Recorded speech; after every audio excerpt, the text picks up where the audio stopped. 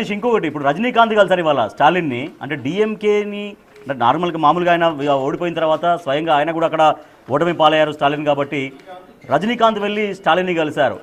So ఇది ఎటువంటి పరిణామం? నార్మల్ పరిణామమైనా సరే, ఇది విజయ్ ప్రమాణ స్వీకారానికి ప్రభుత్వానికి సంబంధం లేకపోయినా కూడా సో తమిళ రాజకీయాల్లో జరిగినటువంటి ఒక చిన్న డెవలప్మెంట్ మీన్స్ అది ఒక మర్యాదపూర్వక భేటీనా, లేకపోతే భవిష్యత్తులో డిఎంకేతో ఏమైనా రజనీకాంత్ ట్రావెల్ చేసే అవకాశం ఉంటుందా, బయట నుంచో ప్రత్యక్షంగానో పరోక్షంగానో, ఇవన్నీ కూడా జరుగుతున్నాయి గణేష్.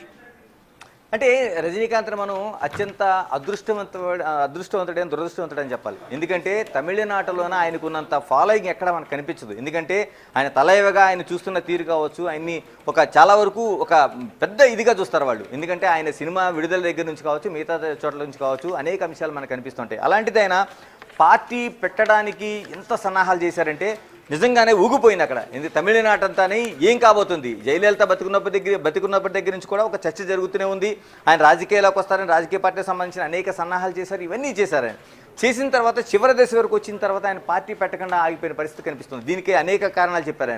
ఆయన వేదాంత ధోరణి కావచ్చు, లేకపోతే ఆయన ఈ రాజకీయాల్లో నేను ఎమడగలను అనుకోవచ్చు, లేదంటే ఆయన మనస్తత్వం ప్రకారం ఈ రాజకీయాల్లో ఉండడం వల్ల కొనుగోళ్లు అమ్మకాలు ఇటువంటి అనేక క్రైసిస్ పడాలి కాబట్టి ఆయన దానికి దూరంగా ఉండొచ్చు. కానీ ఇప్పుడు ఆసక్తికరమైన పరిణామం మనం చూస్తున్న దాంట్లో ఇప్పటికే లేటెస్ట్గా వచ్చిన డెవలప్మెంట్స్లోన రజనీకాంత్ స్టాలిన్ని కలిసేందుకు వెళ్ళారనేది ఆయనే ట్వీట్ చేశాడు.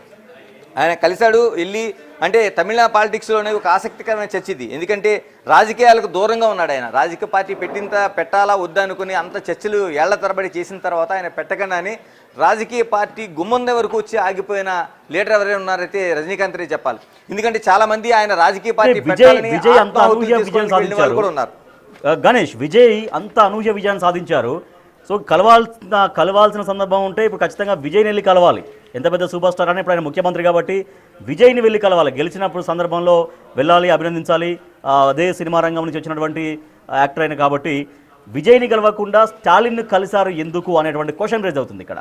సో మరి స్టాలిన్ది మనం చాలా విచిత్రమైన పరిస్థితి చెప్పుకోవాలి. ఎందుకంటే స్టాలిన్ పార్టీకి సంబంధించి, డిఎంకే పార్టీకి సంబంధించి, ద్రవిడ మున్నేట్ర కజగంకి సంబంధించి పార్టీకి నిజంగా ఓటమి, అంటే పార్టీ అనేది గెలుపు ఓటమిని మనం ఎప్పుడు కూడా తమిళనాడులోనో ఒక డిఎంకే వచ్చినప్పుడు అన్నా డిఎంకే వచ్చింది, అన్నా డిఎంకే వచ్చినప్పుడు డిఎంకే ఓడిపోయింది, ఇలాగ అనేక పరిస్థితులు కాదు. కానీ ఆయన ఇప్పుడు ఓటమి అంటే ఆయన ఊహించని పరిణామం నిజంగానే ఎవరు కోరుకోలేంది. ఎందుకంటే కొళత్తూరులో స్టాలిన్ ఓడిపోవడం అనేది నిజంగా డైజెస్ట్ చేసుకోలేంది ఆ పార్టీలో ఆయన కూడా. ఎందుకంటే అందుకే ఇమీడియట్గా ఆయన రాజీనామా సమర్పించారు. ఎందుకంటే వాళ్ళకి కంచుకోట లాంటి ప్రాంతాల్లో రెండు చెప్పాలి.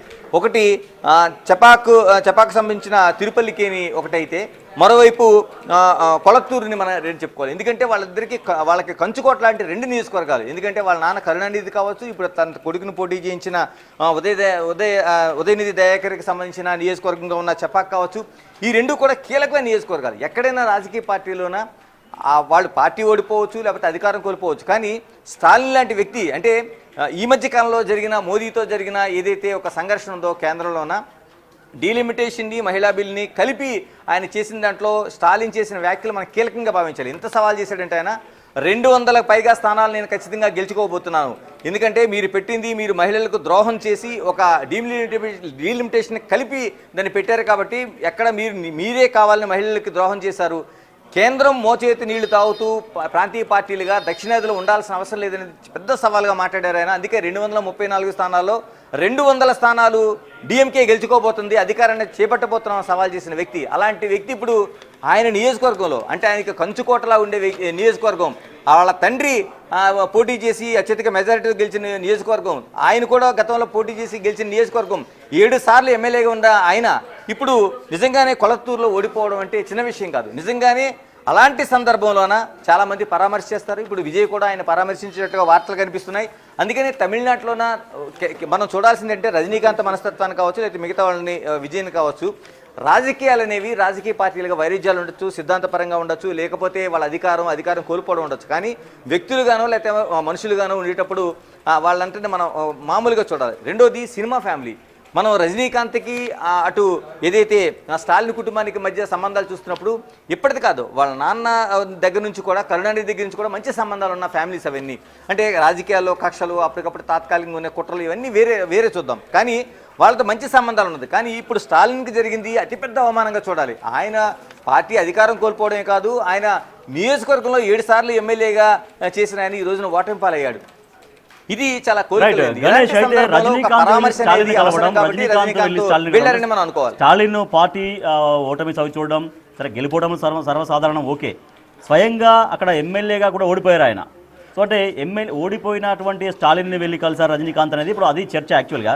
సో అయితే మీరు అన్నట్టుగా ఇప్పుడు ఆల్రెడీ విజయ్ చాలా ఆనందంలో ఉంటాడు కాబట్టి విజయ్ని కలవడం కంటే విజయ్ని సపోర్ట్ చేయడం కంటే ఓడిపోయి కొంత కుంగుబాటులో ఉంటారు కాబట్టి ఆయన దగ్గరికి వెళ్ళి కలవడం అనేది కొంత వాళ్ళకి కొంత ఓదార్చినట్టుగా ఉంటుంది అనే ఆలోచన రజనీకాంత్ చేసి ఉంటాడనేటువంటి చర్చ కూడా ఉంది. అంతే కదా? అవును, ఖచ్చితంగా. ఎందుకంటే ఈ సమయంలోన విజయ్ ఎలాగా అంతమంది చాలామంది శుభాకాంక్షలు తెలియజేస్తున్నారు, చాలామంది ఆయన విజయాన్ని ఆహ్వానిస్తున్నారు. రేపు పొద్దున సీఎంగా అయిన తర్వాత కూడా ఆయన వెళ్ళి ప్రత్యక్షంగా ఆయన కలుస్తారు.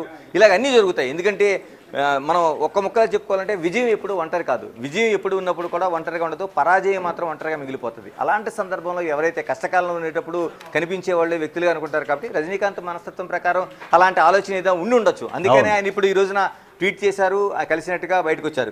ఇందులో పెద్ద ట్విస్ట్ ఏమనుకోవాలంటే కమల్ హాసన్ అనే ఆయన పార్టీ పెట్టాడు. ఆయన కూడా సూపర్ స్టార్గా ఉన్నాడు, అక్కడ పార్టీ పెట్టాడు. మరోవైపు డిఎంకే నుంచి రాజ్యసభకు వెళ్ళిన వ్యక్తి ఆయన. అలాంటిది ఇప్పటివరకు విజయ్ని పట్టించుకున్న కమల్ హాసన్ చాలా వరకు ఇప్పుడు ఈ రాజకీయాల్లో ఏమవుతాడు, నిజంగానే ఈయన పరామర్శించాడా, ఓదార్పు చేస్తాడా లేదనేది కూడా ఒక ఆసక్తికరమైన కనిపిస్తుంది. కమల్ హాసన్ కంటే ముందుగా రజనీకాంత్ వెళ్ళడం అనేది కూడా ఒక చర్చకి దారితీస్తుంది. మీరు అన్నట్టుగా చాలామంది విజయోత్సవాలు ఉన్న విజయ్ని కలవకుండా స్టాలిన్ కలవడంలో కూడా ఒక ఆసక్తికరమైన చర్చ జరుగుతుంది. రాజకీయాల్లో ఇలాంటి చర్చలన్నింటికి కూడా చివరికి వచ్చేప్పటికి ఏమవుతుంది, ఇప్పుడు ఆయన ట్వీట్ చేశాడు కాబట్టి తెలిసింది, కానీ 3 కంటికి తెలియకుండా వెళ్ళి వచ్చుంటే ఈ చర్చ ఉండేది. గణేష్ మీరు అన్నట్టుగా రజనీకాంత్ అసలు పార్టీ ఇప్పుడు పెడుతున్నాను, రేపు పెడుతున్నాను, ఎల్లుండి పెడుతున్నాను, రకరకాల జరిగాయి. నిజంగా అంత సినారియో అంతా కూడా బాగానే అంత ఫామ్ అయిపోయింది అప్పటికి. కానీ చివరి నిమిషంలో ఆయన ఎందుకో వెనుకడికి వేశారు. ఒకవేళ నిజంగా రజనీకాంత్ వచ్చి ఉంటే అప్పుడే ఈ అద్భుతం జరిగేదా అనేది, అంటే కావాలని తనకు తాను దూరం చేసుకున్నాడా, వచ్చేటువంటి అవకాశాన్ని, వచ్చేటువంటి ఈ ఛాన్స్ని తనకు తాను దూరం చేసుకున్నాడా అనేటువంటి ఫీలింగ్లో కూడా సార్ రజనీకాంత్ అనుకుంటున్నాడా. కానీ రజనీకాంత్ని అభిమానించే వాళ్ళు మాత్రం ఖచ్చితంగా అనుకుంటూ ఉంటారు. సో రజనీకాంత్ లేడు కాబట్టి, రాజకీయాల్లోకి రాలేదు కాబట్టి ఆ స్పేస్ను ఎగ్జాక్ట్గా విజయ్ క్యాప్చర్ చేసుకోగలిగాడు. నిజంగా రజనీకాంత్ వచ్చుంటే ఇలా విజయ్ ముఖ్యమంత్రి అయ్యేవాడు కాదేమో అనేటువంటి చర్చ. అంటే రాజకీయాల్లోనే ఇవన్నీ ఊహాగానాలకు తప్పించి మిగతా ప్రాక్టికల్గా ఉండేటప్పుడు ఎక్కడ కాదు. ఎందుకంటే మనం ఒక్కసారి ఆంధ్రప్రదేశ్ రాజకీయాలకు వస్తే జనసేనకు సంబంధించి, ప్రజారాజ్యానికి సంబంధించి ఇద్దరు చిరంజీవి, పవన్ కళ్యాణ్ అన్నదమ్ములు. కానీ 2009లో చిరంజీవి పార్టీ పెట్టేటప్పుడు ఒక అతిపెద్ద సమూహంగా, అంటే దాదాపుగా చిన్న విషయం కాదు, ఎక్కడ చూసినా కిక్కిరిసిపోయిన సభలు, తిరుపతిలో ప్రారంభ సభ దగ్గర నుంచి, 2వ సభగా పెట్టిన రాజమండ్రి సభ దగ్గర నుంచి విజయవాడ, ఇలాగా రాష్ట్ర వ్యాప్తంగా ఆ ఉమ్మడి రాష్ట్రంలో ఎక్కడ సభలు పెట్టినా సరే కిక్కిరిసిపోయిన జనం. ఎందుకంటే చిరంజీవికి ఉండే ఫ్యాన్ ఫాలోయింగ్ అంతా ఇంత కాదు. అలాంటి చిరంజీవి కేవలం 18-19 స్థానాలకే ఆయన పరిమితం అయిపోయాడు. కేవలం 16.4% ఓట్లకు మాత్రమే పరిమితం అయిపోయి ఉండిపోయాడు. ఎందుకంటే ఆయన సీఎం అనుకున్నారు. ఇప్పుడు ఏదైతే విజయ్కి సంబంధించి సీఎం కాడు అని ఎలాంటి చర్చలు జరిగినాయో, ఆ రోజున సీఎం అవుతాడని చిరంజీవి పైన అలాంటి చర్చలు జరిగినాయి. కట్ చేస్తే మనం 2014 వద్దాం. 2014 సంబంధించి పవన్ కళ్యాణ్ పార్టీ పెట్టిన తర్వాత మిగతా పార్టీలతో కాకుండా ఒంటరిగా ఆయన సేమ్ విజయ్ చేసిన సాహసాన్ని చేశాడు ఆయన. కానీ ఎక్కడ ఆయన కూడా 2 నియోజకవర్గాలు పోటీ చేస్తే 2 నియోజకవర్గాలు కూడా ఓడిపోయిన పరిస్థితి పవన్ కళ్యాణ్ కనిపించింది. అలాగని నిరుత్సాహపడకుండా ఆయన చేసింది 2019లో పోటీ చేశాడు. 25 సీట్లు వస్తే మళ్ళీ దాన్ని త్యాగం చేసి 21 సీట్లకు పరిమితమయ్యాడు. అనేక విమర్శలు ఎదుర్కొన్నాడు. కానీ 6.2%తో ఆయన దాదాపు 21 ఎమ్మెల్యేలు వస్తే 21 ఎమ్మెల్యే స్థానాలు గెలుచుకున్నాడు. 100% ఎక్యురేట్గా ఆయన దాన్ని రిజల్ట్ సాధించాడు. ఇప్పుడు మహాకూటమితో కలిపి తెలుగుదేశం మరో బీజేపీతో కలిపి ప్రయాణం సాగిస్తున్నాడు. ఉప ముఖ్యమంత్రిగా ఉన్నాడు. ఇవి ఒకటి మనం మాట్లాడుకోవాల్సింది 2009లో ఏదైతే అక్కడ ఆ ఫెయిల్యూర్ ఉందో, 2019కి సంబంధించిన సక్సెస్ని చూడాలి. రాజకీయాల్లో దీనికి ఈ రెండింటినీ బేరీజ్ వేసుకోవడానికి ధైర్యం కావాలి. అలాంటి ధైర్యం ఉన్న వాళ్ళు మాత్రమే రాజకీయాల్లో ముందుకెళ్తారు. అలాంటి ధైర్యం చేయకపోతే, ఎందుకంటే చాలా వరకు రజనీకాంత్కి చిన్న చరిష్మ కథ అయింది. ఒక లెజెండరీ పర్సన్గా ప్రయాణం చేస్తున్నాడు. నిజంగానే ఆయన కోసం పిలిపిస్తే కొన్ని వందల మంది సభలకు హాజరవడం కాదు, ఆత్మాహుతి చేసుకోవడానికి కూడా వెనకాడరు. అంత పెద్ద ఫాలోయింగ్ ఉంటుంది. ఎందుకంటే ఆయన సినిమాలో ఉండే హీరోయిజం కావచ్చు, ఆయన వ్యక్తిగత జీవితం కావచ్చు, వ్యక్తిగతంగా ఆయన ప్రవర్తించే తీరు కావచ్చు, ఇలాగ అనేక అంశాలు మనకు ముడిపడి ఉంటాయి. అలాంటి రజనీకాంత్ రేపు పొద్దున ఫెయిల్ అయితే చాలా వరకు గొప్పగా ఉండే వ్యక్తులు ఏదైనా నిర్ణయం తీసుకునేటప్పుడు ఫెయిల్ అయితే ఏంటని ఆలోచిస్తారు. సక్సెస్ కోసం ఆలోచించే కంటే ఫెయిల్ అయితే ఏంటని ఆలోచించేటప్పుడు ఖచ్చితంగా వెనకడికి వేయాల్సిందే. నిజంగా రజనీకాంత్ ఆ రోజున పార్టీ పెడతారన్నప్పుడు అనేక తర్జన భర్జనలు చేశారు, అనేక మందితో సంప్రదింపులు చేశారు, అక్కడ వ్యాక్యూమ్ ఉందా లేదా ఇలాంటి ఆలోచన చేశారు. గణేష్ అయితే ఇప్పుడు ఒక అద్భుతమైన విజయాన్ని సాధించారు విజయ్. సో తను నిజంగా సరే ఎవరైనా ఈ స్థాయి విజయాన్ని ఊహించే ప్రయాణం చేస్తారు. బట్ అది ఓకే, ఆయనకు కలిసి వచ్చింది, ఆయన చేసినటువంటి ప్రయత్నం ఫలించింది, ఫైన్. అయితే విజయ్కి ఆశించినంత స్థాయిలో గెలిచిన తర్వాత ఇప్పుడు నడిగర్ సంఘం నుంచి కావచ్చు, అక్కడ ఉన్నటువంటి సినిమా ఇండస్ట్రీ నుంచి అంత పెద్దగా రావట్లేదు, ఎవరో కొద్ది మంది మాత్రమే రియాక్ట్ అవుతున్నారు అనేటువంటి ఒక చర్చ నడుస్తోంది. ఇప్పుడు రజనీకాంత్ నుంచి మెసేజెస్ ఏమైనా వచ్చాయో లేదు నాకు ఐడియా లేదు. అంటే బాహటంగా వెళ్ళి కలవడం మాత్రం ఏం జరగలేదు రజనీకాంత్ కానీ కమల్ హాసన్ నుంచి కానీ, ఇదంతా ఏం జరగలేదు. నడిగర్ సంఘం నుంచి అంత పెద్ద ఆశించినంత స్థాయిలో విషెస్ కానీ లేకపోతే ఒక స్పందన కానీ అనేది ఏం రావట్లేదు అనే ఒక చర్చ ఉంది. ఎగ్జాక్ట్లీ, ఎందుకంటే ఆయన ఆశించిన తీరులోనే చాలా వరకు నడిగర్ సంఘం నుంచి చాలా వరకు విజయ్కి చాలా స్పందన వస్తుందని ఆశించారు. కానీ మనం ఒక్కసారి ఎన్నికల ముందు ప్రచార సభలకు వెళ్దాం. ఎందుకంటే దాదాపుగా 2 ఏళ్ల క్రితం ఆయన పార్టీ పెట్టినప్పుడు కూడా నడిగర్ సంఘం ఆయన ఆహ్వానించింది, చాలా సభల్లో చెప్పింది, ఇలాగ అనేక చర్చలు జరిగినాయి. కానీ 2 ఏళ్ల తర్వాత ఆయన పార్టీ ప్రయాణాన్ని ప్రారంభించినప్పుడు చాలామంది ఊహాగానాలు చేశారు. ఎందుకంటే మిగతా పార్టీలతో కలుపుకుని వెళ్తారు. ఎందుకంటే డిఎంకే, అన్నా డిఎంకే అనేవి అప్పటికి ఇంకా పొత్తుల రూపంలో ఎక్కడ బయటపడలేదు. ఇప్పుడు డిఎంకే కాంగ్రెస్తోనో లేకపోతే మిగతా పార్టీలతో కొన్ని వెళ్తుందని ఆలోచించలేదు. అన్నా డిఎంకే పార్టీ బీజేపీతో కలిసి ప్రయాణం చేస్తుందని అనుకోలేదు. ఇలాంటి ఏమీ లేనప్పుడు విజయ్ మాత్రమే మిగతా వాళ్ళతో కలిసి ప్రయాణం చేస్తాడని ఒక ఆలోచన అయితే చేశారు. అందులో ప్రధానంగా నడిగర్ సంఘం అనేది ఆయనకి కీలకంగా చాలా క్షేత్రస్థాయిలో మద్దతు తెలియజేసినట్లుగా అనేక వార్తలు వచ్చినాయి. కానీ ఆయన పార్టీ ప్రారంభించిన తర్వాత, తన ప్రచారాన్ని ప్రారంభించిన తర్వాత ఆయన ఎంచుకున్న అస్త్రాలు ఏవైతే ఉన్నాయో అటు అన్నా డిఎంకే కావచ్చు, డిఎంకే కావచ్చు, పూర్తి క్వైట్ ఆపోజిట్లో. ఎందుకంటే ఆయన ప్రచారం శైలి ఆ విధంగానే సాగింది, ఆయన ఇచ్చిన హామీలు ఆ విధంగానే వెళ్ళాయి, ఆయన విమర్శలు కూడా అదే రూపంలో వెళ్ళాయి.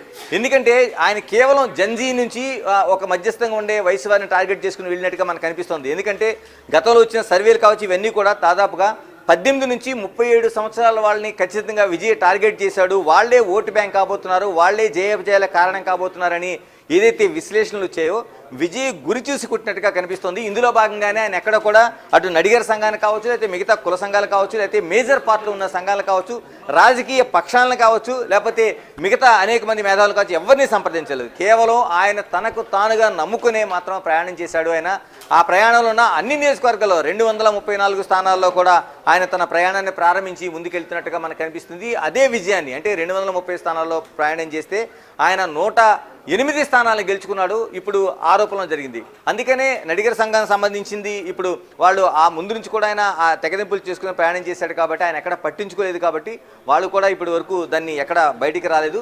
ఇప్పుడు మనం అనుకున్నట్టు సీఎంగా ప్రమాణం చేసినప్పుడు కూడా చాలా మార్పులు జరగచ్చు. రేపే కొద్ది గంటల్లోనే మనం చూడబోతున్నాం. కాబట్టి మిగతా ఒకసారి వన్స్ సీఎం అయిన తర్వాత మనం చూస్తాం చాలా వరకు ఎక్కడ సంబంధం లేని వాళ్ళు రాగలుగుతారు, లేకపోతే మిగతా వాళ్ళు శుభాకాంక్షలు తెలియజేయగలుగుతారు. చాలా ఫ్యాక్టర్స్ అన్ని మారుతూ ఉంటాయి. అలాంటి ఫ్యాక్టర్స్ అన్ని కూడా ఇప్పుడు విజయ్కి కలిసి రావచ్చు. నడిగర్ సంఘం కూడా ముందుకు వచ్చి ఆయనతో కలిసి ప్రయాణించారు. ఇంకొకటి గణేష్, ప్రమాణ స్వీకారం విషయానికి వస్తే 1+20 విజయ్ ముఖ్యమంత్రిగా 20 మంది మంత్రులుగా ప్రమాణ స్వీకారం చేయబోతున్నారు. విజయ్కి ఇంతవరకు పరిపాలన అనుభవం లేదు. ఆయన స్ట్రైట్గా స్క్రీన్ నుంచి సీఎం సీట్లోకి వస్తున్నారు. ఓకే, సో మిగిలిన మంత్రులుగా ప్రమాణ స్వీకారం చేయబోయే వాళ్ళ అనుభవం కూడా ఎట్లా ఉండే అవకాశం ఉంది? అంటే విజయ్ పార్టీలో ఎమ్మెల్యేలుగా గెలిచిన వాళ్ళు అందరూ కొత్త వాళ్ళు ఎక్కువగా ఉన్నారా, మిక్స్డ్గా ఉన్నారా, పాత గతంలో ఎమ్మెల్యేలుగా పనిచేసిన వాళ్ళు ఉన్నారా, రాజకీయ అనుభవం ఉన్న వాళ్ళు ఉన్నారా, ఏమైనా మంత్రి పదవులు చేసిన వాళ్ళు ఉన్నారా, అటువంటి వాళ్ళని పిక్ చేసుకునే అవకాశం ఉంటుందా? ఇప్పటికే చాలా, ఎందుకంటే ఆయన పార్టీలో దాదాపు 234 స్థానాల్లో పోటీ చేస్తే అందులోన అన్ని పార్టీలు ఉండాలని చెప్పాలి. ఎందుకంటే డిఎంకే నుంచి కాకలు తీరిన యోధుల్ని పెట్టుకున్నాడు ఆయన, తర్వాత అన్నా డిఎంకే నుంచి పెట్టుకున్నాడు, తర్వాత ఏదైతే మనం ముందుగా మనం ప్రస్తావించిన పిఎంకే పార్టీ నుంచి కొందరు వచ్చిన వాళ్ళు ఉన్నారు, తర్వాత ఇలాగ అనేక పార్టీల నుంచి ఆయన పెట్టుకున్నాడు. ఎందుకంటే ఇప్పుడు వ్యూహకర్తలుగా ఉన్న వాళ్ళు కూడా డిఎంకే నుంచి వచ్చిన వాళ్ళు ఉన్నారు, అన్నా డిఎంకే నుంచి వచ్చిన వాళ్ళు ఉన్నారు. అందుకనే పాత అనుభవాన్ని కూడా తీసుకున్నాడు. మెజారిటీ సంఖ్యలో ఆయన మహిళలకి సీట్లు ఇచ్చాడు, తర్వాత యువకులకు ఇచ్చాడు. అందుకని ఆ పరిణితి అనేది చాలా వరకు రాజకీయాలు ఇప్పుడు కొత్తగా నేర్పించాల్సిన అవసరం లేదు. ఎందుకంటే ప్రజల జీవితం కావచ్చు చాలా వరకు రాజకీయాలతోనే కలిసి ప్రయాణం చేస్తుంది. అంటే తమిళనాడులోన 2 ప్రయాణం చేస్తాయి, సినిమా జీవితం రాజకీయ జీవితం 2 కలిసి ప్రయాణం చేస్తాయి. చాలా వరకు దేశవ్యాప్తంగా రాజకీయ చైతన్యం పెరిగింది. ప్రతి ఒక్కరు కూడా చిన్న 18 ఏళ్ళు ఓటు వేసిన వాళ్ళ దగ్గర నుంచి అక్కడ చివరి ఓటు వేసే కురువుదుల వరకు ఈరోజు రాజకీయాల పట్ల పూర్తి అవగాహనతో కనిపిస్తున్నాడు. అందుకనే ఎగ్జిట్ పోల్స్ ఎప్పుడు ఫెయిల్ అవుతూ వస్తున్నాయి చాలా వరకు. ఎగ్జాక్ట్ పోల్స్ కాలేకపోతున్నాయి. ఎందుకంటే చాలా గుమ్మనంగా ఉంటున్నాడు వాటరు. తను ఏం చేయాలో తను నిర్దిష్టంగా అనుకుంటున్నాడు. ఆ నిర్దిష్టంగా ఉన్నదాన్ని మాత్రమే వెళ్ళి ఆ ఓటుని గుద్దగలుగుతున్నాడు. అందుకని ఖచ్చితంగా ఎక్కడ కూడా అంత మేధోతనం కనిపిస్తుంది, అంత గుమ్మతనం కనిపిస్తుంది, దాంతోపాటు ఆ రాజకీయ పరిణితి కనిపిస్తుంది. అందుకని ఇప్పుడు గెలిచిన వాళ్ళు ఎవరైతే ఉన్నారో 234 మందిలో చాలామంది కొత్త వాళ్ళు కావచ్చు. వాళ్ళంతా కూడా ఎక్కడ కూడా తీసిపోరు రాజకీయాల్లోన. ఇప్పుడు మన లోక్సభలో మొట్టమొదటిసారి అడుగుపెట్టిన వాళ్ళు కావచ్చు, అసెంబ్లీలో మొట్టమొదటిసారి అడుగుపెట్టిన వాళ్ళు కావచ్చు, వాళ్ళ స్పీచెస్ కావచ్చు, వాళ్ళు మాట్లాడుతున్న తీరు కావచ్చు, వాళ్ళు పిన్ పాయింట్ చేస్తున్న విషయాలు కావచ్చు, మనకు ఆశ్చర్యం కలిగిస్తుంది. ఎందుకంటే దీనికి పెద్దగా అనుభవం అక్కర్లేదు. ఇప్పుడు విజయ పార్టీకి కూడా ఇదే అనుకోవాలి. మనం ఒక్కసారి 80 దశకానికి వెళ్తే ఎన్టీఆర్ పార్టీలో కూడా మీరున్న చర్చ జరిగింది. కొత్త వాళ్ళందరినీ తీసుకొచ్చారు. ఎన్టీఆర్ తప్ప, నాదెండ్ల భాస్కరరావు తప్ప ఎవరు లేరు, అందరూ కొత్త వాళ్ళే. అంటే ఎన్టీఆర్ ఒకసారి ఆ రథం నుంచి, చైతన్య రథం నుంచి తీసుకొచ్చి ఈయన పలానా గణేష్ అంటే ఎస్ అనుకునే పరిస్థితి. అలాంటి వాళ్ళందరూ కూడా మంత్రులు చేశారు, పరిణితి చెందిన నాయకులుగా ఉన్నారు. ఈ రోజు కాకలు తీరిన యోధులుగా కనిపిస్తున్నారు రాజకీయ నాయకులుగా. అందుకని విజయ పార్టీలో కూడా అలాంటి అవకాశాలు కనిపిస్తాయి. ఎక్కడ అనుమానపడాల్సిన అవసరం